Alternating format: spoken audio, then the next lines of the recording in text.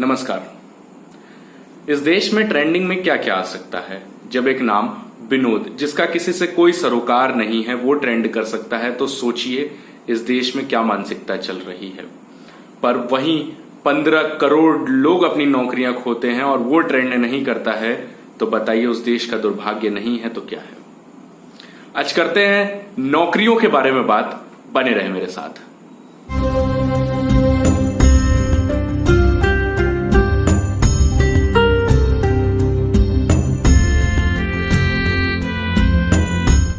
धीरे धीरे भारत में कोरोना का कहर बढ़ता जा रहा है और इकोनॉमी को बचाने के लिए देश में अलग अलग संस्थान और चीजें खोली जा रही हैं। इसी बीच में खुल रहा है तो देश में इकोनॉमी, अनएम्प्लॉयमेंट और अलग अलग चीजों का आंकड़ा। आज थोड़ा इसी की विस्तृत जानकारी लेते हैं और समझते हैं कि क्या क्या नंबर्स हैं, क्या क्या संख्याएं हैं भारत में जुड़े हुए अनएम्प्लॉयमेंट रेट से। अगर मंथली बात किया जाए, यानी मंथ वाइज अलग अलग महीने के हिसाब से बात किया जाए कि भारत में कैसे अनएम्प्लॉयमेंट रेट बढ़ता घटता रहा है, तो आंकड़े कुछ इस प्रकार है। अप्रैल में जब लॉकडाउन चल रहा था, यानी अब मार्च लास्ट में जब लॉकडाउन लगा था और अप्रैल की स्टार्टिंग चल रही थी, तब के समय अगर डेटा देखा जाए तो भारत में अनएम्प्लॉयमेंट रेट 23.5% तक आ गया था। ये इसलिए हुआ था कि देश में अलग अलग इंडस्ट्रीज, कंपनीज लॉकडाउन के कारण बंद हो गई थी। कई इंडस्ट्रीज घाटे में चली गई थी, जिसके कारण उन्हें वर्कर्स को हटाना पड़ा था, एम्प्लॉयज को हटाना पड़ा था, जिससे एम्प्लॉयमेंट रेट घटता जा रहा था, अनएम्प्लॉयमेंट रेट बढ़ता जा रहा था। वहीं जब धीरे धीरे कहीं ना कहीं लोगों को अपॉर्चुनिटीज दिखने लगी और कुछ ना कुछ इंस्टीट्यूशन खुलने लगे, मई के महीने में कुछ ना कुछ ओपन होने लगा, लोग वर्क में आने लगे, तो अनएम्प्लॉयमेंट रेट थोड़ी सी घटी, पर उतनी नहीं। 21.7% अनएम्प्लॉयमेंट रेट मई के महीने में थी। वही अनएम्प्लॉयमेंट रेट घटती है जब धीरे धीरे और चीजें खुलती हैं और 10.8% पर जून के महीने में अनएम्प्लॉयमेंट रेट आता है।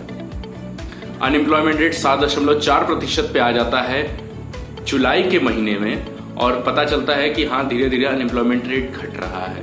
पर अगस्त का महीना आते ही अनएम्प्लॉयमेंट रेट फिर से उछाल मारता है और 8.35% पर आ जाता है। आंकड़ों की थोड़ी विस्तृत जानकारी ली जाए तो पता चलता है सन 2018 से 2020 तक में भारत में अनएम्प्लॉयमेंट के आंकड़े कुछ इस प्रकार थे। एक्चुअल अनएम्प्लॉयमेंट 11% है।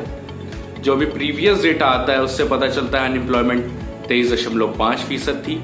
हाईएस्ट अनएम्प्लॉयमेंट रेट 23.5%, जो कि अप्रैल के महीने में दर्ज की गई थी, और लोवेस्ट अनएम्प्लॉयमेंट रेट 6.7% थी।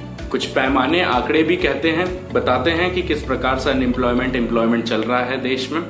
लेबर डेटा का डेटा सामने आता है, जिसमें पता चलता है भारत में एक्चुअल अनएम्प्लॉयमेंट 11%, जैसा भी मैंने पिछले बार बताया।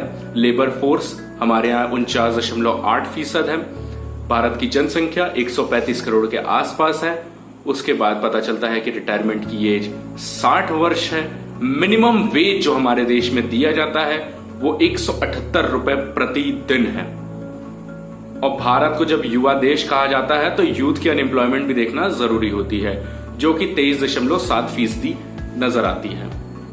अगर राज्यों का विस्तृत जानकारी ली जाए और पता किया जाए कि कौन अलग अलग राज्यों में कैसे अनएम्प्लॉयमेंट रेट है, तो हर जगह अनएम्प्लॉयमेंट रेट डिफर कर रहा है। पर जो टॉप 7 राज्य हैं जिनको मैंने खोज निकाला है, जहां पे सबसे ज्यादा अनएम्प्लॉयमेंट रेट है, उनकी लिस्ट कुछ इस प्रकार है। हरियाणा 33.5%, त्रिपुरा 27.9%, राजस्थान 17.5%, गोवा 16.2%, हिमाचल प्रदेश 15.8%, वेस्ट बंगाल 14.9% और उत्तराखंड 14.3%। तो जैसा कि आपने देखा किस प्रकार से भारत में अनएम्प्लॉयमेंट रेट कहां कहां कैसे कैसे है।